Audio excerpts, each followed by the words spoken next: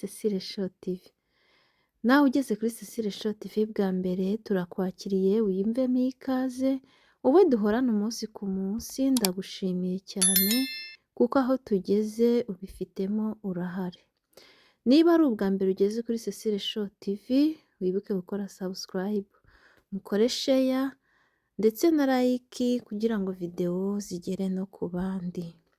Imbere yanyu rero ndi kubereka ibikoresho tugiye gukoresha, tugiye guteka ifunguro riri special. Ni ifunguro ritamenyerewe cyane buruguru.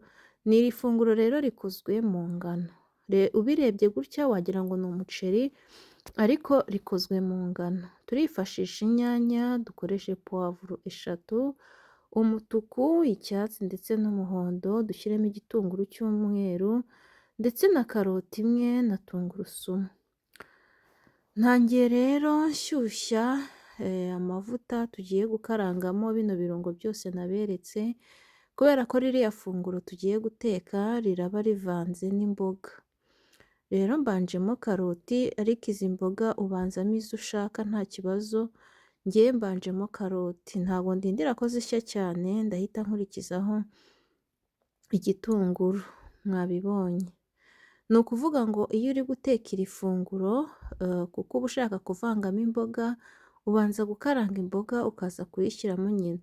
Mbese urebye uriteka nk'uko bateka umuceri uvanze n'imboga, ntago bikomeye.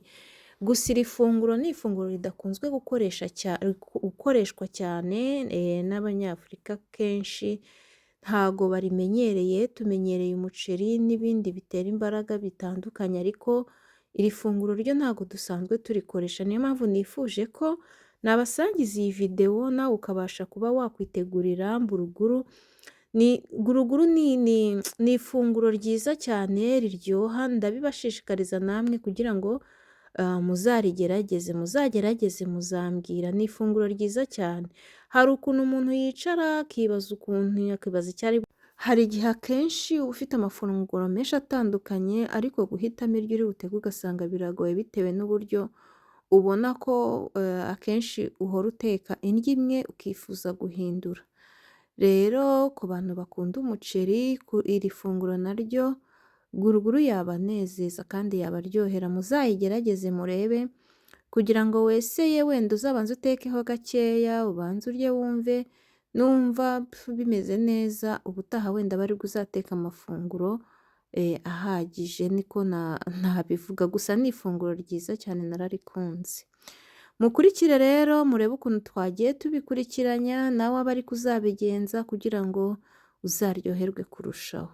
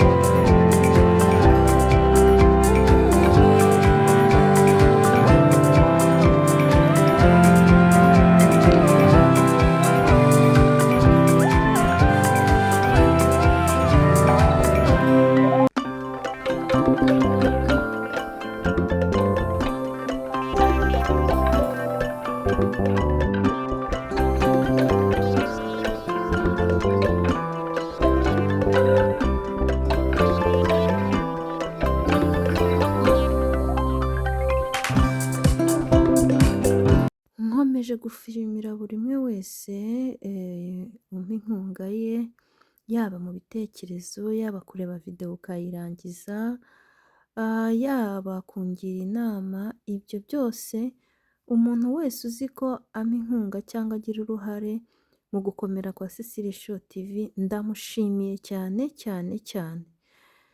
Mwabibonye rero ifunguro uko uyu munsi twifuje guteka amafunguro, ifunguro ryuzuye umubiri wacu uba ukeneye, imboga, ibikomoka ku matungo ndetse n'ifunguro ritera imbaraga nk'uko umubiri wacu ubikenera. Ayo mafunguro yose nifuje ko tuyategurana kugira ngo bigende neza. Mwakoze kubana nanjye rero, murabona ko rya funguro ryacu rimaze kuba tayari, tugiye kujya ku meza. Karibu, ni ifunguro ryiza cyane riryoshye, riri guhumura, ntago nabona ukuntu mbibabwira, gusa reka nze mbumvire ndababwira niba biri kumirika neza, kuko umuhumuro uri hano ntabwo usanzwe pe. Reka nibutse utarakora subscribe, nyamuneka uze kwibuka ugende ukoze subscribe. Inkunga yawe ndayikeneye cyane, ukore subscribe, ukore share ndetse na like.